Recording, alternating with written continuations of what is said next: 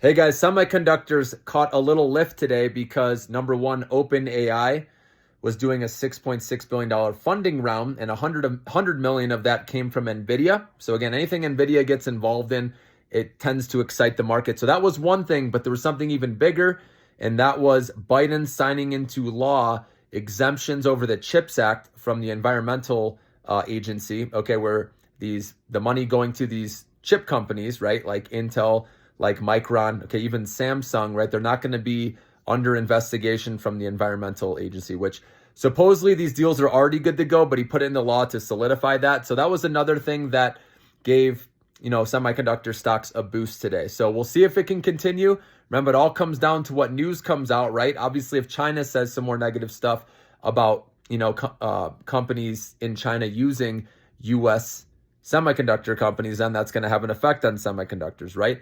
But if we get other positive news, okay, about more partnerships or China and the US working together, right, with our US company with the Chinese, that would be good. So you never know what news is going to come out, guys. But Micron, it's a pretty good setup with this one right now, guys. The risk reward, there's very little downside risk. Maybe it fills the gap down to 95, 96, but that's very little downside from these levels, and there's a whole lot more upside. And remember, those are the opportunities you want to look for. So that's why if you can accumulate slowly in October, November, December, and into next year, I think it's going to rebound nicely, and you're going to like what you see.